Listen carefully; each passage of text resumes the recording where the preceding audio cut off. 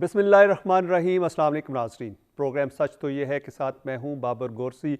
बात करेंगे आज मुसल्लह अफ़वाज के जो ऑपरेशन हैं बन्नू में उन्होंने किया, और इसके साथ साथ आज Quaid-e-Azam Mohammad Ali Jinnah father of the nation उनका जो है यौम वलादत भी है। और कायद-ए-आज़म मोहम्मद अली जिन्ना ने जब 14 अगस्त 1947 को ये पाकिस्तान बनाया तो उन्होंने कहा था कि ये पाकिस्तान यूनिटी, फेथ और डिसिप्लिन पर कायम है। और उन्होंने साथ ये भी कहा था कि मैं पाकिस्तान को बढ़ता हुआ, फूलता हुआ, फैलता हुआ देखना चाहता हूँ। और उन्होंने कहा था कि पाकिस्तान में चूँकि ज़्यादा मुसलमान रहते हैं, उन्होंने साथ ये भी कहा था कि हमारे झंडे में जो है वाइट कलर भी है, और यहाँ पे जो रहने वाली मिनॉरिटीज़ हैं उनको वही हकूक़ हासिल होंगे जो कि मेजॉरिटी को होंगे। और आज इसके हवाले से आपने देखा है कि क्रिश्चियन कम्युनिटी भी आज जो है क्रिसमस भी मना रही है। और इसके साथ हम जब बात करते हैं मुसल्लह अफ़वाज के हवाले से, तो आपने देखा है कि बन्नू में एक इंसिडेंट हुआ, और उस इंसिडेंट में ये हुआ कि वहाँ का जो सिटी डी.टी का जो एरिया था वहाँ पे कुछ दहशतगर्द घुस आए और उन्होंने हमारे मुसल्लह अफ़वाज पर हमला कर दिया, और वहाँ के लोगों जो वहाँ पर रह रहे थे उन पर भी हमला शुरू कर दिया। तो उसका मुकाबला मुसल्लह अफ़वाज ने किया और 30 से ज़ायद जो है दहशतगर्द मारे गए, और तकरीबन कोई 10 से 15 जो दहशतगर्द थे उनको गिरफ़्तार कर लिया गया।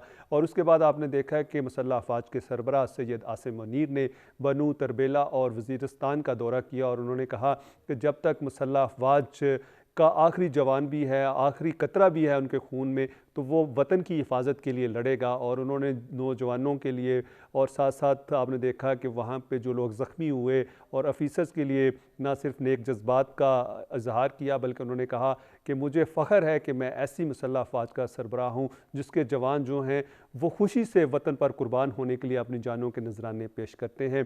इसके अलावा आपने देखा कि वज़ीर आज़म मोहम्मद शहबाज शरीफ ने भी CMH रावलपिंडी का दौरा किया, और वहाँ पर जो बन्नू ऑपरेशंस में लोग जो ज़ख्मी हुए थे उनकी इयादत की और नेक ख्वाहिशात का इजहार किया। और उन्होंने कहा कि मुझे फ़ख्र है कि आज हमारे जो जवान हैं इसके बावजूद कि वो शहीद हो रहे हैं, ज़ख्मी हो रहे हैं, लेकिन उनका जज्बा जो है देखने के काबिल है। और इसके अलावा आपने देखा है कि जनरल आसिम मुनीर ने भी उनके साथ थे, और उन्होंने भी कहा कि जो हमारी मुसल्लह अफ़वाज है ये बहुत अच्छे तरीके से जो है लड़ रही है और दुश्मनों का और दहशतगर्दी का मुकाबला कर रही है। इसके अलावा doctor Arif Alvi president of Pakistan ने भी जो है वो वहाँ का दौरा किया और बन्नू का वहाँ पर गए, और उन्होंने जो वहाँ पे जवान थे जो उनके साथ ना सिर्फ बातें की बल्कि उनसे कहा कि आपने जिस तरीके के साथ ये ऑपरेशन में हिस्सा लिया है और इसको कामयाब कराया है, ये काबिल दीद है, मैं आपको अप्रिशिएट करता हूँ। इस तरह के ऑपरेशंस होते रहते हैं, लेकिन हमारी जो मुसल्लह अफ़वाज है उसको बड़े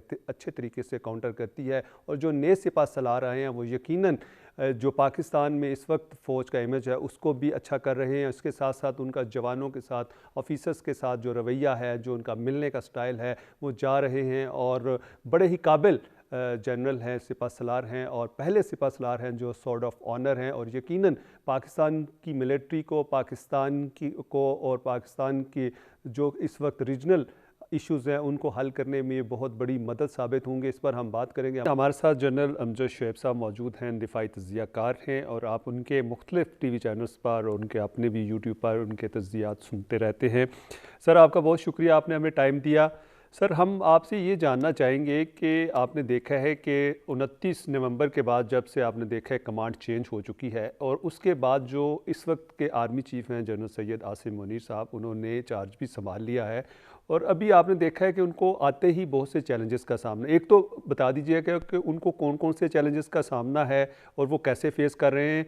और दूसरा, जो बन्नू में आपने देखा है कि वहाँ पे उन्होंने एक ऑपरेशन किया, पाक फ़ौज ने सिटी डी.टी के साथ मिल के जो वहाँ पे था, एक इंसिडेंट हुआ, तो उसको भी सराहा गया है। और दूसरा, आपने ख़ुद भी उस इलाके में जो है वहाँ पे कमांड भी की है, वहाँ पे रहे भी हैं, उस इलाके के हवाले से भी बताइएगा सर। बिस्मिल्लाहिर्रहमानिर्रहीम। देखिए, पहले तो चैलेंजेस की बात कर लेते हैं। सर, चैलेंजेस जो हैं उनमें सबसे इम्पोर्टेंट तो इस वक्त ये है कि हमारी आर्मी का इमेज, वो तनकीद इस तरह की जाती है कि बहुत सारे हकायक से हट के जो चीजें सिर्फ परसेप्शन की बुनियाद पे, प्रोपेगेंडा की बुनियाद पे होती हैं, उसकी वजह से भी और कुछ हकायक भी होंगे। लिहाजा चीफ ऑफ आर्मी स्टाफ जो नए आए हैं उनके लिए ये एक चैलेंज है कि वो आर्मी का एक इमेज जो था उसको बहाल करें। और वो इसलिए बड़ा जरूरी है कि हमारे जो जवान जंग लड़ते हैं उनका अपना मोराल इन चीजों पे इफेक्टेड है। अगर वो सुबह शाम मेहनत करें, जान दें, कुर्बानियां दें, अपने घरों बारों से बाहर दूर सर्दी गर्मी उसमें अपनी ड्यूटियां दें बॉर्डर्स पे, तो वो लाजमन चाहेंगे कि कौम उनके पीछे हो और कौम जो है वो उनके काम को सराहे, उनकी कुर्बानियों का एतराफ करे।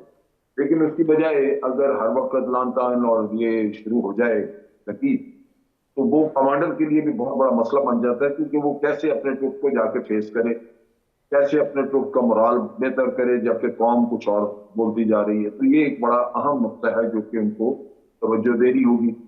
दूसरी तरफ दहशत गर्दी दोबारा पनप रही और दहशत गर्दी में डेफिनेटली हमारी फॉरेन पॉलिसी को भी, फॉरेन ऑफिस को भी इसमें मेहनत करनी होगी, इसलिए कि ये अमूमन बाहर से स्पॉन्सर की जाती है, पैसा मुहैया किया जाता है, तो तब ये पनपती है, वरना तो ये पनपती नहीं। ज्यादा इसमें पॉलिसीज का भी ताल्लुक है और उसके साथ साथ दहशत गर्दी को अप फ्रंट लड़ने का भी ताल्लुक है, जिस तरह के बंदों में आपने देखा। तीसरा जो इशू है वो हमारी इंटरनल स्टेबिलिटी का है। हमारे मुल्क में जब तक स्टेबिलिटी ना हो, पॉलिटिकल स्टेबिलिटी ना हो, तो चीजों को कोऑर्डिनेट करना बड़ा मुश्किल हो जाता है। सूबे किसी और तरफ देख रहे हैं। 18वीं अमेंडमेंट जो हुई थी कॉन्स्टिट्यूशन की, उसके बाद सूबों और मरकज के दरमियान कोऑर्डिनेशन बड़ी कम रह गई है। तो आर्मी को अपने ऑपरेशन वगैरह के लिए ये वक्तन फवक्तन करने की जरूरत पड़ती है। तो इस वक्त इंस्टेबिलिटी है, वजह से मसले हैं। तो पॉलिटिकल स्टेबिलिटी के लिए भी जो आर्मी मदद कर सकती है करनी चाहिए। और जो आखिरी चीज है वो ये है कि इंटरनल लॉ एंड ऑर्डर, यहाँ पे आप देखिए कि कराची वगैरह में फिर दोबारा बड़ी टारगेट किलिंग और इस तरह की चीजें शुरू हो गई। और इसी तरह आप मुल्क के दूसरे इलाकों में भी देखते हैं कि वो बड़ी प्रॉब्लम्स हैं, लूटमार वगैरह हैं। और आखिरी और सबसे अहम जो है वो है इकोनॉमी जी। तो इकोनॉमी में हमेशा आर्मी मदद करती रही है और अब भी करनी चाहिए, ताकि ये इशू जो है ये हमारे गले न पड़ जाए। ये बहुत बड़ा सीरियस इशू बन सकता है। अब रही बात ये कि टेररिज्म वगैरह और इलाका आप जिसका पूछ रहे हैं, देखें वो इलाका जो है ये पहाड़ी इलाका है और इसमें वहां पे टेररिज्म करना या दहशत गर्दी कराना निस्बतन आसान है, क्योंकि पहाड़ों में आने जाने के रास्ते भी मौजूद हैं और छुप छुपा के ये काम भी किया जाता है कि आप दहशत गर्दी करें और उसके बाद आप जाके छुप जाएं पहाड़ों में कहीं, आपको ढूंढते रहे लोग। तो ये चीज बलूचिस्तान में भी है और केपीके में भी यही मसला है। लिहाजा एक तो यहाँ पे टेरेन के नुक्ता निगाह से हमें मोबाइल यानी हेलीकॉप्टर और ड्रोन वगैरह पे ज्यादा रिलाई करना होगा। और जहां तक बंदूक के ऑपरेशन का ताल्लुक है, ये पहला मौका था कि एक जगह पे ही एक ही किलाबंदी कह लीजिए, एक थाना था, उसमें किलाबंद होके एक ही जगह पे 33 दहशतगर्द मौजूद थे। वरना हुमन होता है कि किसी जगह पे वो उन्होंने होस्टेज रखे हैं तो 3 है, 4 लोग हैं या 5 आदमी हैं जो उसको मैनेज कर रहे हैं, 5 टेररिस्ट होंगे। आपने बेशुमार वाकयात देखी, लेकिन 33 बड़ी तादाद है कि वो आप कितने मारे, वो कोई ना कोई उनमें से अगर जिंदा है तो वो आपके खिलाफ वेपन इस्तेमाल करता रहेगा। तो इस लिहाज से ये बड़ा टीडियस का मुश्किल ऑपरेशन था। लिहाजा इसमें आपने देखा कि हमारे लोगों की भी कुछ कैजुअल्टीज हुई, क्योंकि वो बाहर थे और ये दहशतगर्द अंदर खड़ापन से पूरी तरह। तो उसको जो सराहा जा रहा है वो इसी वजह से कि लोगों ने जान को हथेली पे रख के तो इन दहशतगर्द को खत्म किया। वो बहुत बड़ी कामयाबी इस वजह से है कि 33 दहशतगर्द एक ही जगह पे मारे जाना, ये बड़ा आम हालात में ये चीजें होती नहीं है। तो मैं समझता हूँ कि ये काफी बड़ी कामयाबी थी। अच्छा सर, ये तो आपने बताया काफ़ी बड़ी कामयाबी थी, चैलेंजेस भी आपने गिनवा दिए, बड़े आपने बिल्कुल सही तरीके से एलैबोरेट किया और यकीनन ये उनके लिए चैलेंजेस तो हैं। अच्छा सर, जो अब हम बात करते हैं जब भी कमांडर चेंज होता है तो फ़ौज का मोराल भी जो है वो हाई होता है। यकीनन جو جنرل باجوہ تھے انہوں نے 6 سال کیا اور اس کے بعد جنرل عاصم منیر آئے. آپ نے دیکھا ہے کہ انہوں نے اس کے ساتھ جو S S G headquarter تھا اس کا بھی تربیلا کا بھی دورہ کیا اور وہاں پہ وہ لوگوں سے ملے.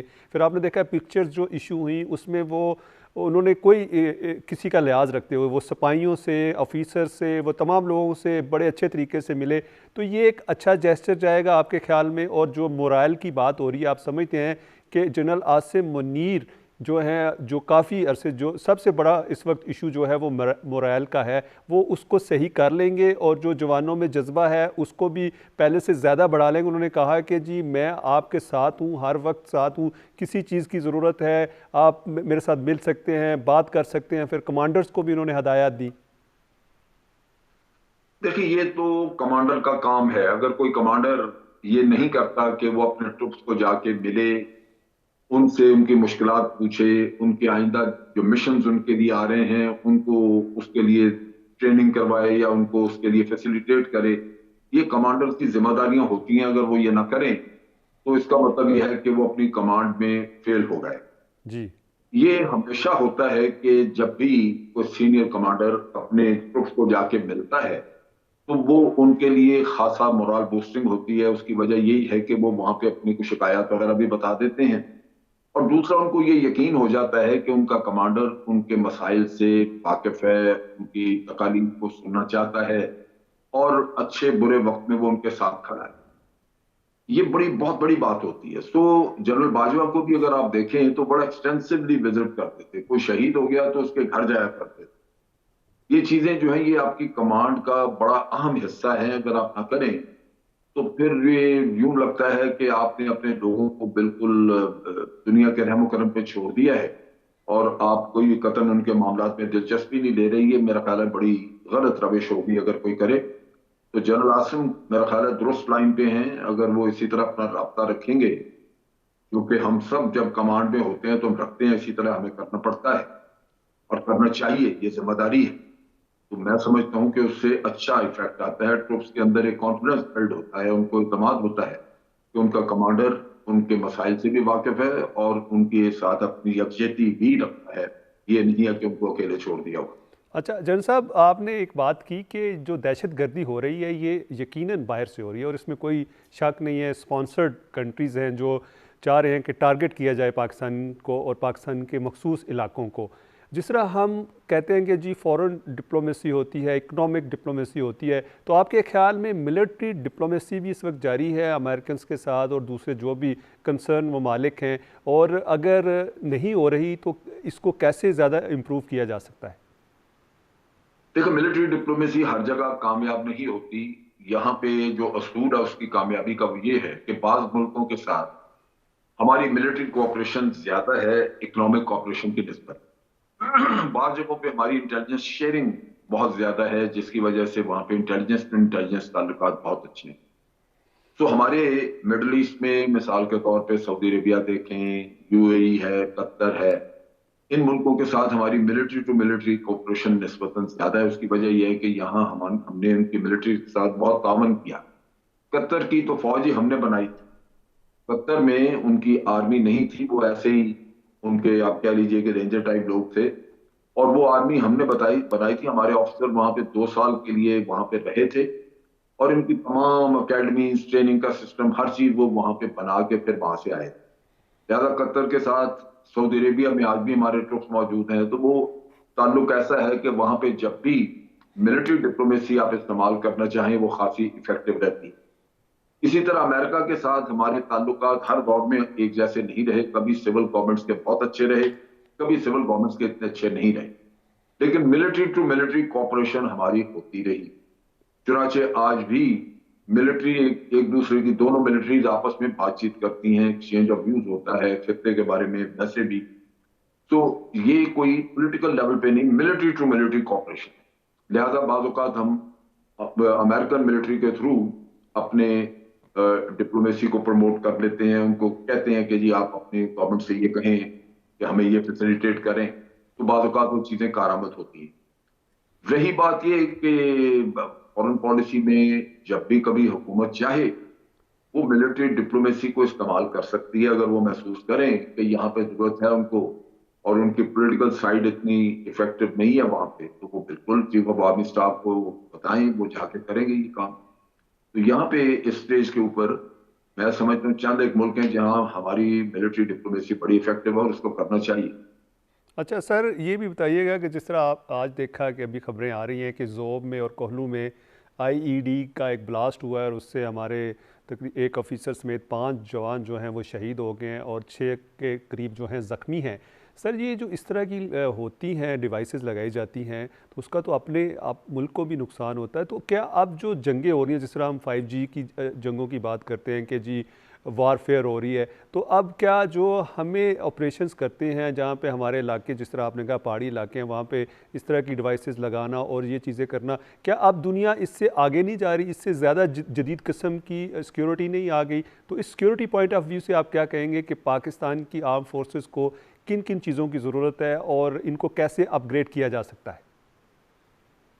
دیکھیں، پاکستان نے آئی ڈیز کے خلاف بہت افیکٹو اپنی ڈرلز اور افیکٹو ارینجمنٹ بنا لیا ہوا تھا، اور اسی کی وجہ سے بہت کیجولٹیز ہماری کم ہو رہی تھی. لیکن ہوتا یہ ہے کہ جب آپ دیکھتے ہیں کہ کافی لمبے وقت کے لیے امن آ گیا تو لوگ جو ہیں وہ پھر اتنی احتیاط نہیں کرتے اور پھونک پھونک کے نہیں چلتے. وہ سمجھتے ہیں کہ بھئی یہ ہمارے لیے علاقہ خالی ہے، ٹھیک ہے، ہم ادھر جا سکتے ہیں، جہاں جی چاہے جا سکتے ہیں. لیکن دیکھنے کی بات یہ ہے کہ یہاں پہ پچھلے کچھ عرصے سے دہشت گردی بڑھ رہی. اس کا مطلب یہ ہے کہ وہ تمام ٹریننگ، تمام وہ جو احتیاطی تدابیر تھیں یا جو بھی پہلے ہم آپریشن کرتے تھے، اس کو دوبارہ سے کرنے کی ضرورت ہے. دوبارہ لوگوں کو بتانے کی ضرورت ہے کہ وہ وہی پرانی ڈرلز پہ واپس آ جائیں، بجائے اس کے کہ وہ سمجھیں کہ اب سب کچھ ٹھیک ہے. تو یہ میرا خیال ہے کہ بڑی جلدی یہ احساس تو لازماً پیدا ہو گیا ہوگا، بڑی جلدی یہ لوگ اپنی ڈرلز وغیرہ امپلیمنٹ کرنا شروع کر دیں گے اور انشاءاللہ یہ کیجوالٹیز نہیں ہوں گی. یہ ہوتا عموماً یہی ہے کہ جو آپ کو سکھایا گیا، جو ٹریننگ دی گئی ہے، اس سے تھوڑی بہت اگر آدمی احتیاطی کر جائے تو وہ پھر آپ کو اس طرح کے حادثات سے دوچار ہونا پڑتا ہے. اچھا سر، یہ تو بات ہوگی ساری ٹیکنیکل یہ وہ. اب آپ کیا سمجھتے ہیں کہ جو اس وقت جوانوں کے لیے جو وہاں پہ لڑ رہے ہیں، جو آفیسرز ہیں، ان کے لیے کیا میسج آپ دینا چاہیں گے؟ آپ خود بھی لیفٹیننٹ جنرل ریٹائرڈ ہوئے، آپ نے کمانڈز بھی کی. دیکھیں، میسج تو ایک ہی ہے کہ ہمارا کام ابھی مکمل نہیں ہوا، ادھورا ہے، اور پاکستان کے عوام، قوم، سب کی نظریں ہماری کارکردگی پہ. لہذا ہم اپنے آپ کو ذمہ دار بھی سمجھتے ہیں اور ہم یہ بھی سمجھتے ہیں کہ یہ اللہ کی طرف سے ہمیں ایک ذمہ داری، بڑی مقدس قسم کی ذمہ داری سونپی گئی ہوئی ہے، جہاں ہم اپنی ماں بہنوں کا دفاع کریں. جی. لہذا ہمیں اس میں کوئی بھی اپنی کوشش میں کمی نہیں چھوڑنی چاہیے.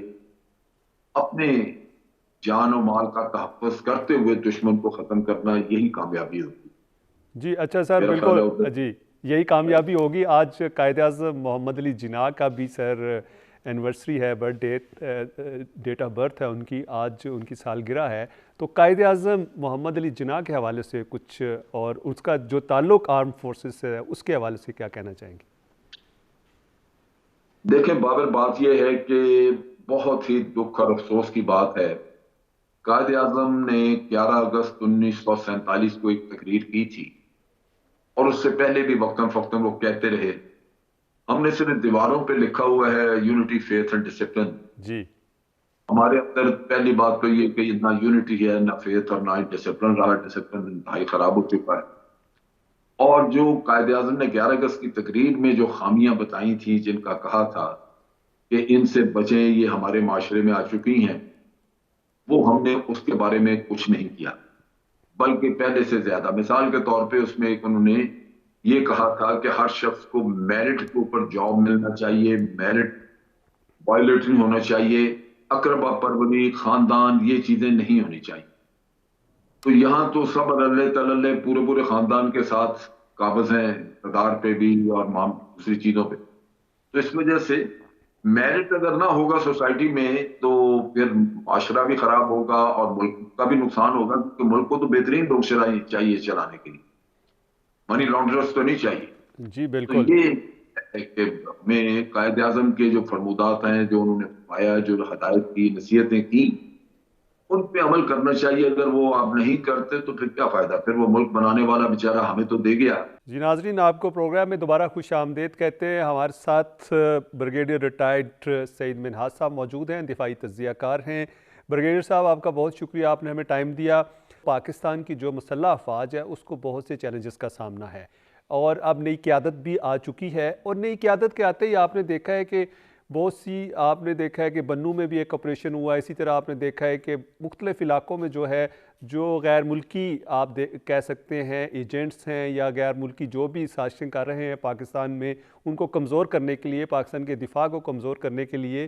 ایک تو ہم یہ آپ سے جاننا چاہیں گے کہ جو نئے آرمی چیف ہیں وہ اس کو کیسے ٹیکل کر رہے ہیں. آپ سمجھتے ہیں کہ ان کی اسٹریٹجی بہت اچھی ہے؟ آپ نے دیکھا ہے کہ انہوں نے تربیلا، بنو اور اس کے ساتھ ساتھ میران شاہ کا دورہ کیا، اور جوانوں کو اور آفیسرز جو بھی تھے ان کی حوصلہ افزائی کی. اس کے حوالے سے کیا کہیں گے؟ جی بسم اللہ الرحمن الرحیم. بابر گورسی صاحب کا بہت بہت شکریہ، آپ نے مجھے شو پہ لیا. اس میں کوئی دو رائے نہیں ہے کہ اس وقت جو ایک تازہ لہر ٹیررزم کی پاکستان میں دوبارہ سے آئی ہے، یہ کافی تشویشناک ہے، اور اس کو فوراً اس کا سدباب کرنا، اس کا سر کو چلنا سختی کے ساتھ جو ہے وہ انتہائی ضروری ہے.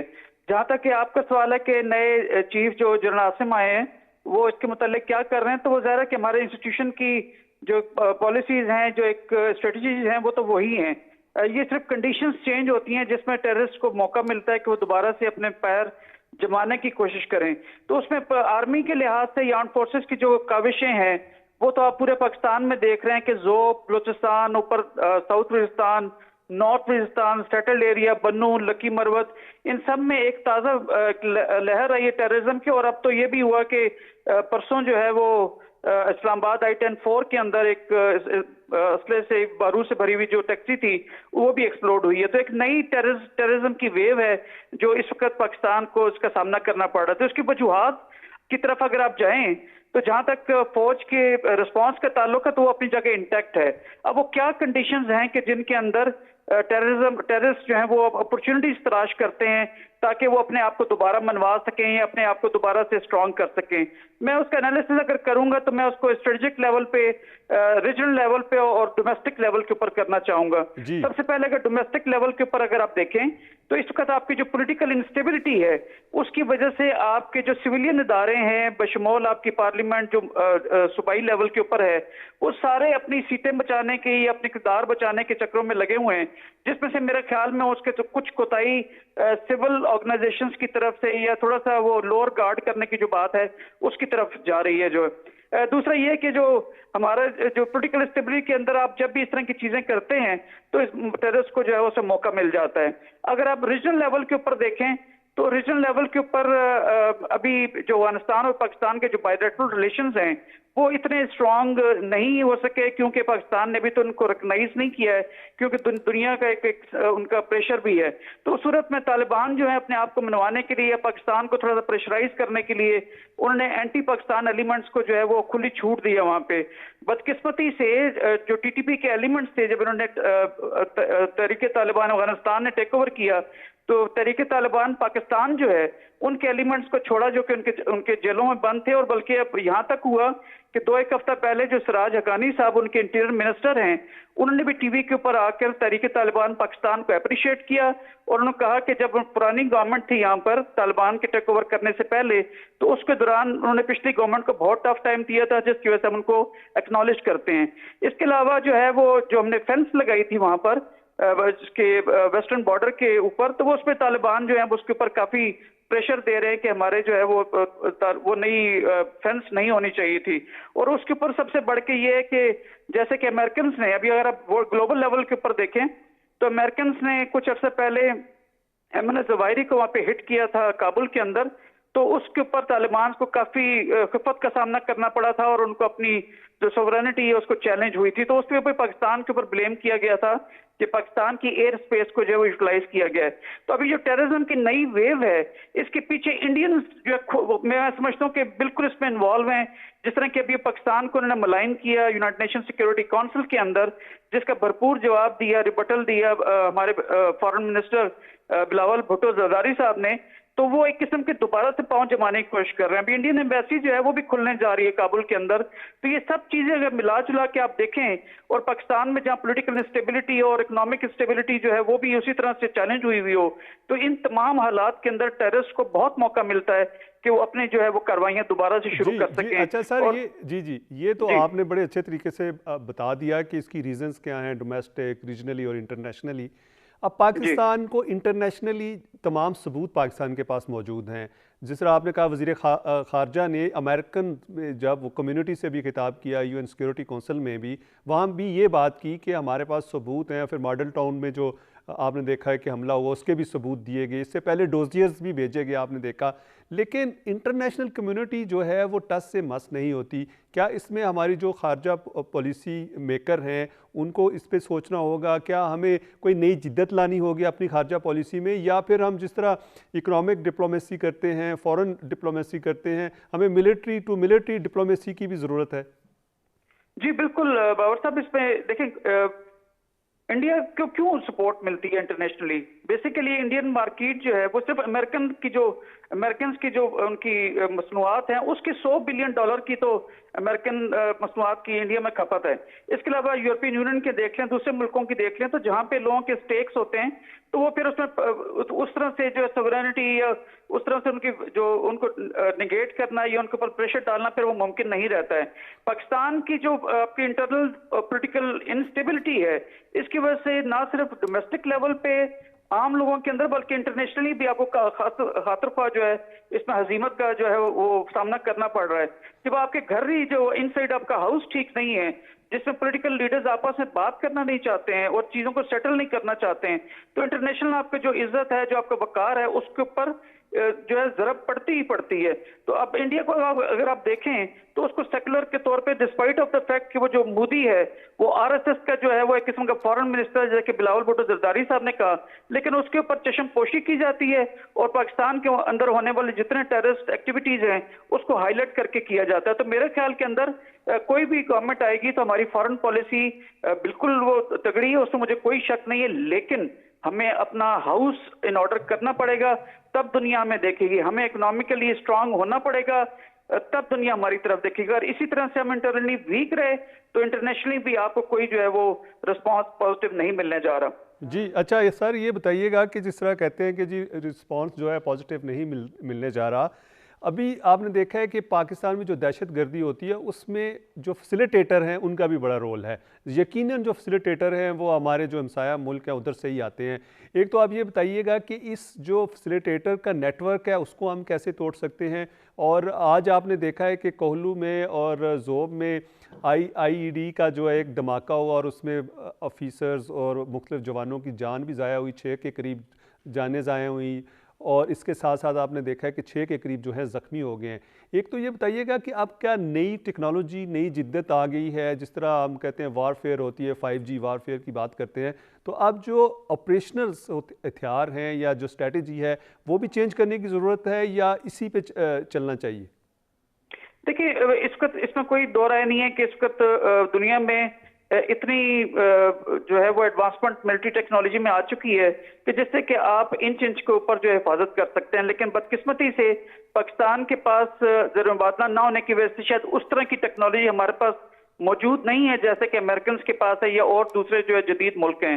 حالیہ دنوں کے اندر میں سمجھتا ہوں کہ وہ پاکستان کو لیورن کرنے کی ایک کاوش تھی, لیکن جیسے انہوں نے کہا کہ پاکستان کو, امریکنز نے کہا کہ پاکستان کو ہم سپورٹ کریں گے تاکہ وہ اینٹی ٹیررزم کے جو ہے وہ آپریشنز کو سکسیسفلی کر سکیں. تو میرے خیال میں فزیکلی امریکنز کی سپورٹ ہمیں نہیں لینی چاہیے, کیونکہ نہ اس کو ڈومیسٹک طور پہ ایکسیپٹ کیا جائے گا, نہ ہی اس کو ریجنل لیول کے اوپر افغانستان ایکسیپٹ کرے گا.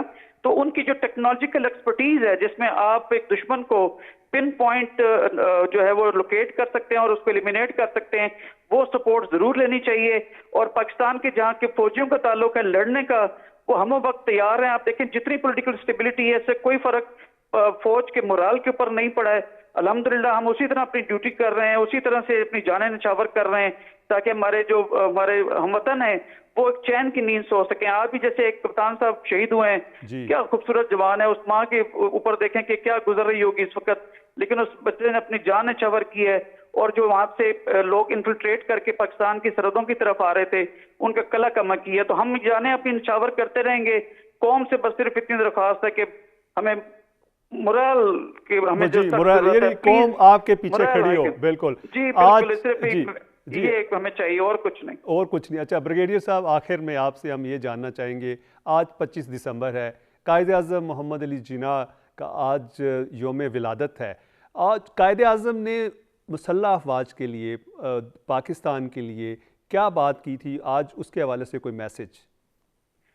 مسلح افواج کے حوالے سے انہوں نے بڑا کلیئر بتایا تھا کہ یہ سبسروینٹ ہے اپنے پولیٹیکل گورنمنٹ کی, اور یہ جو ہے اپنے ملک کے دفاع کے لیے ہمیں ہر وقت تیار رہنا ہوگا, اور کسی قسم کے خطرے کو نمٹنے کے لیے ہماری افواج جو ہیں وہ اپنا بھرپور کردار ادا کریں گی, لیکن جس طرح کے پولیٹیکل گورنمنٹ ان کو ایڈوائز کرے گی. تو الحمدللہ جب سے اے پولیٹیکل ہونے کا ہم نے اس پہ انسٹیٹیوشن نے ایک وہ کیا, تو قائد کے فرمان کے مطابق الحمدللہ ہم بالکل کوئی ہمارا پہلے بھی اس طرح تعلق نہیں تھا فوج کا, میں کیا کہوں اس کو, میں ڈیبیٹ ہو جائے گی اس کے اوپر, لیکن الحمدللہ جیسے قائد کے فرمان کے مطابق ہم اپنی جانیں نچھاور کر رہے ہیں, اور اپنے ملک کی سرحدوں کی چاہے وہ نظریاتی ہوں چاہے فزیکل ہوں, وہ اس کی حفاظت انشاءاللہ تعالی ہم اپنے بھرپور طریقے سے کرتے رہیں گے. جی بریگیڈیئر سعید منہاج صاحب, آپ کا بہت شکریہ کہ آپ نے ہمیں ٹائم دیا. جی ناظرین, آپ نے بریگیڈیئر صاحب کی گفتگو سنی. ان کا یہ کہنا تھا کہ ہم اے پولیٹیکل ہو چکے ہیں, اور قائد اعظم کا جو فرمان تھا کہ جو مسلح افواج ہے, جو منتخب حکومت ہے, جو بھی ڈائریکشن دے گی اس پہ عمل کرنا چاہیے. لیکن یہاں پر بریک کا وقت ہوا ہے, لیتے ہیں بریک, ہمارے ساتھ رہیے. جی ناظرین, آپ کو پروگرام میں دوبارہ خوش آمدید کہتے ہیں. ہمارے ساتھ بریگیڈیئر حارث نواز صاحب موجود ہیں, دفاعی تجزیہ کار ہیں. سر آپ کا بہت شکریہ, آپ نے ہمیں ٹائم دیا. بریگیڈیئر صاحب, ہم آپ سے یہ جاننا چاہیں گے کہ اس وقت آپ دیکھیں کہ پاکستان کے جو نئے سپہ سالار ہیں ان کو بہت سے چیلنجز کا سامنا ہے. آپ نے دیکھا ہے کہ وہ آتے ہی ان کو بہت سی چیزیں جو ہیں فیس کرنا پڑ رہی ہے. ایک دفعہ دوبارہ جو دہشت گردی کی لہر ہے جس کو روکا گیا تھا, دوبارہ شروع ہو گئی ہے. ایک تو یہ بتائیے گا کہ اس کی کیا وجوہات ہیں, یہ اچانک کیسے شروع ہوئی, اور دوسرے جو نئے آرمی چیف ہیں, نئے سپہ سالار ہیں, ان کی جو پالیسیز ہیں اس کا کتنا امپیکٹ آئے گا کہ جو اس وقت اگر آپ دیکھیں تو پاکستان کی جو مسلح افواج ہے اور پاکستان کی جو سیکیورٹی فورسز ہیں ان کے امیج کو بلڈ کرنے کے لیے, ان کو بہتر کرنے کے لیے؟ دیکھیں, یہ تو کوئی ڈاؤٹ نہیں ہے کہ he is doing a lot of effort also اسی کانٹیکسٹ میں to retrieve ملٹری کی جو ایک ریپوٹیشن اور ملٹری کا جو ایک امیج ہے ہمارے عوام کے ساتھ, اور عوام اور فوج میں جو کانفیڈنس کو ریوائو کرنے کے لیے. اور اگر آپ نے دیکھے کہ آتے ہی پہلے وہ سب سے پہلے لائن آف کنٹرول پہ کشمیر پہ گئے ہیں, پھر وہ اس کے بعد اگر آپ دیکھیں وہ سارے پاٹک ایریے میں کر رہے ہیں, جہاں جہاں آپریشنز ہو رہے ہیں وہاں پر وہ جا رہے ہیں, کیونکہ ان کی پہلی پرائورٹی ہی یہی ہے کہ آپریشن ریڈینس اور ٹریننگ آف مسلح افواج. اور اس کے لیے ظاہر ہے کہ پوری فوج اب ان کی طرف دیکھ رہی ہے, جو ان کے احکامات ہیں ان کو پورا بڑے وہ اچھے طریقے سے حکم بھی پورے کمپلیٹ کرتے ہیں. اس کے بعد پھر یہ ابھی ایک نئی جو لہر شروع ہو گئی ہے, اس کو بھی دیکھتے ہیں کہ جس طریقے سے ایکچولی پرابلم یہ ہے کہ دیکھیں جب افغان طالبان کی حکومت آئی تھی, انہوں نے کمٹمنٹ کی تھی کہ ہماری سرزمین کسی کے خلاف دہشت گردی کے لیے استعمال نہیں ہوگی, جو ایک ایکسٹریمل ایلیمنٹ ہے وہ یہاں پر اس طرح آپریٹ نہیں کریں گے. پاکستان نے بہت محنت کی ہے, افغان طالبان کو امریکہ سے بٹھایا, معاہدہ کرایا, اس کے بعد بہت زیادہ ان کو سپورٹ کیا کہ کسی طریقے سے جو امریکہ نیٹو نے ملک کو تباہ کیا اس کو دوبارہ ری بلڈ کریں, اس کے لیے فنڈ ریزنگ کریں, اور پھر اس کا جو پیسہ فریز کر لیا, یہ بھی کہا کہ ان کو دیں کہ جب تک وہ فائنینشلی وائب نہیں ہوگی تو ان کی پورے افغانستان میں ریٹ قائم نہیں ہوگی. اور اگر ریٹ قائم نہیں ہوگی تو القاعدہ ہے, ISS خراسان ہے, پھر ہے, پھر اسلامک پاکستان موومنٹس ہیں, وہ ان کو کنٹرول نہیں کر سکتے. اور ایگزیکٹلی یہی بات ہو رہی ہے. اب آپ دیکھیں گے جس طریقے سے TTP وہاں سے آپ کے آپریشن کر رہی ہیں, پھر اس کے بعد بارڈر کا اوپر جو وہ فائرنگ کرتے ہیں, کبھی چمن بارڈر پہ, کبھی فینسنگ کو توڑ دیتے ہیں, ہمارے فوجی شہید ہو رہے ہیں. تو اس لیے آئی ایم شیور کہ حکومت پاکستان اور فوج ان سے مذاکرات کر رہی ہوگی, لیکن ساتھ ہی ساتھ آپریشن کو ہمیں اب ظاہر فوج نے فیصلہ کر لیا ہے کہ وہ انشاءاللہ بڑے سخت آپریشن کریں گے, اور ان کو بالکل نہ بیٹھنے دیں گے نہ آرگنائز ہونے دیں گے. اگر آپ کو یاد ہو جھارکھنڈ جاتے ہوئے اتنی تعداد میں لیٹسٹ ویپن ہے کھلا چھوڑ کے چلے گئے کہ وہ ان تنظیموں کے ہاتھ لگ گیا, پھر وہ افغانستان سے بل گئے, اور اس کا اوور آل بیک لیش سے وہ پاکستان کے اوپر آئے گئے. پاکستان میں بھی دہشت گردی ہوگی اور ہمارا سیدھا منصوبہ کر سکے گا. تو اس کے ساتھ آپ یہ دیکھنا یہ ہے کہ آپ 2-3 پرانگ اسٹریٹجی چاہیے. افغان طالبان سے بات کی جائے کہ آپ نے یہ کمٹمنٹ کی تھی آپ پوری کریں, کیونکہ ہم آپ سے ایکسپیکٹ کرتے ہیں اور ہم صرف ایکسپیکٹ یہ کرتے ہیں آپ کی سرزمین کے خلاف استعمال نہ ہو. لیکن ہمیں امریکن سے بات کرنی چاہیے کہ آپ نے جو پیسے فریز کیے ہیں ان کو دیں, ان کی پولیٹیکل انکلوسیو گورنمنٹ بنائے, ایتھنک بیلنس ریپرزنٹیشن ہو, تاکہ وہ بھی لوگ ان کو ایکسیپٹ کریں, ان کی وائبل حکومت ہو اور پھر اس کے بعد امیڈیٹ قائم ہو. ساتھ ہی ساتھ افغان TTP کے خلاف بڑے سخت آپریشن کرنے چاہیے. اس میں کوئی نرمی, یہی فوج کا تہیا بھی ہے. ہماری فوج بہت بیٹل ہارڈنڈ ہے, فلی ٹرینڈ ہے. ابھی انہوں نے ختم بھی کر دی تھی. اس لیے یہ تو آپریشن اب چلیں گے, لیکن ساتھ افغان طالبان کو یہ بھی کہنا چاہیے کہ پھر اگر ایسی بات ہے پھر ہم آپ کو 3 ملین افغان ریفیوجیز جہاں بڑے آپ ان کو ہم بڑے سے مہمانداری کریں, اب آپ ان کو اپنے پاس دیں تاکہ آپ کو پتہ چلے کہ ہم نے کتنا اس پہ اکنامک لاس کیا ہے. انہی میں سے بریڈنگ پلیس ہے جہاں یہ چھپ جاتے ہیں, سہولت کاری ہوتی ہے, کرتے ہیں. تو آئی تھنک یہ چیف آرمی اسٹاف کے لیے بہت بڑا چیلنج ہے. I'm sure کہ جتنے وہ کانفیڈنٹ ہیں اور ہماری مسلح افواج کے سپاہ سالار I'm sure he is doing it, اور بڑی ان قریب آپ دیکھیں گے اس میں بہت بڑی کامیابی ہو. اچھا سر, یہ تو آپ نے بتا دی چیزیں. اب یہ فرمائیے گا کہ اس وقت جو ایک تو جو فینس لگائی تھی ہم نے افغان بارڈر کے اوپر, کیا اس کا کوئی فائدہ ہوا؟ اور جس طرح آپ نے کہہ دیا کہ اب افغان جو وہاں کی حکومت ہے اس سے بھی اور ملٹری جو قیادت ہے اس سے بھی بات کرنی چاہیے. اور ساتھ ساتھ یہ بھی بتائیے گا کہ جس طرح ہمیشہ ڈپلومیسیز کی جاتی ہیں, مختلف طریقوں کے ساتھ کی جاتی ہے, پیپل ٹو پیپل کانٹیکٹ ہوتا ہے بزنس کمیونٹی کے, تو کیا اس وقت ملٹری ڈیموکریسی کی بھی ضرورت ہے تاکہ ہم افغانستان کے ساتھ اور دوسرے ہمسایہ ممالک کے ساتھ بہتر تعلقات قائم کر سکیں, اور اسی طرح ہم امریکنز کے ساتھ اور اسی طرح یورپین اور سعودی عربیہ اور UAE کے ساتھ؟ دیکھیں میں نے تو بڑی کلیئر ابھی ٹی وی جتنے چینلوں میں یہ ہمیشہ بات کر رہا ہوں, کیونکہ اس آج کی تاریخ کے اندر اگر دیکھیں تو ہماری جو پولیٹیکل لیڈرشپ اور کریڈیبلٹی بہت خراب ہو چکی ہے. جی, آپس میں لڑ جھگڑ رہے ہیں, پاکستان کی فکر نہیں ہے, پاکستان کے اکنامک کرائسس ہو رہے ہیں, ادھر آپ کی پولیٹیکل انسرٹنٹی ہے, اس سے آپ کی ذرا پولیٹیکل اکنامک اسٹیبلٹی نہیں ہوگی. ان have to take this responsibility, کیونکہ ابھی یہ دیکھیں یہ ایک تو چیف آف اسٹاف بنے چل رہیں گے, اور یہ نیو کو پتہ ہے, ہمارے دوستوں کو پتہ ہے کہ اب 3 سال تک انہوں نے رہنا ہے, اس لیے ان کی کریڈیبلٹی سب سے زیادہ ہے. جب جن باجوہ انہوں نے بھی چائنا کے, پھر سعودی عرب کے, قطر کے, UAE کے بڑے وزٹ کے بہت فنڈ لے کر آئے تھے تاکہ ایک اس وقت ملک کو جو کرائسس ہے اسے نکالنے کی ضرورت ہے. اس لیے میں آئی اسٹرانگلی فیل کہ جنرل عاصم منیر میرے خیال میں پلان بھی کر رہے ہیں کہ یہ ممالک میں جائیں, وہاں جاؤ کر ان سے بات کریں, ان کو پاکستان کی اکنامک سچویشن بتائیں, اور 7-8 بلین ڈالر جو ہیں وہ ضرور لیں, تاکہ ہم یہ جو اس وقت ہمیں اکنامک کرنچ ہوا ہے یہ ملک کے لیے بڑا خطرناک ہے. آپ کے پاس امپورٹ کا بل نہیں ہے, ایکسپورٹ کرنے کے لیے آپ کو جانے کے پیسے نہیں, LC نہیں کھل رہی ہیں, بینک سے ڈالر اویلیبل نہیں ہے, ڈالر کا آفیشیل ریٹ اور پرائیویٹ ریٹ جو وہ بڑا فرق ہے. آئی تھنک اس لحاظ سے ان کی بڑی رسپانسبلٹی, آئی ایم شیور کہ ہی مسٹ بی اینالائزنگ, اور بہت جلدی یہ دورے کریں گے اور ملک کے لیے کوئی نہ کوئی اچھی خبر لے کر آئیں. اچھا سر, یہ تو آپ نے صحیح کہا کہ کریڈیبلٹی کی بات ہے, اور یقیناً عاصم منیر صاحب کی کریڈیبلٹی کی آپ نے بالکل کہا کہ ان کی ہے, ان کے اوپر لوگ اعتماد بھی کریں گے. لیکن سر اس وقت جو سب سے بڑا کرائسس ہے اس وقت دیکھیں کہ پاکستان میں دہشت گردی ہو رہی ہے, آپ نے دیکھا بلوچستان میں ہو رہی ہے, اور اسی طرح جو افغانستان کی بارڈر ہے وہ میران شاہ ہو گیا, ساؤتھ وزیرستان ہو گیا, نارتھ وزیرستان ہو گیا, اسی طرح آپ نے دیکھا بنوں میں بھی یہ چیزیں ہو رہی ہیں. اور آپ نے دیکھا IED کے کی وجہ سے ہمارے آج کچھ جوان جو ہیں وہ آفیسرز اور جوان جو ہیں شہید ہوئے ہیں.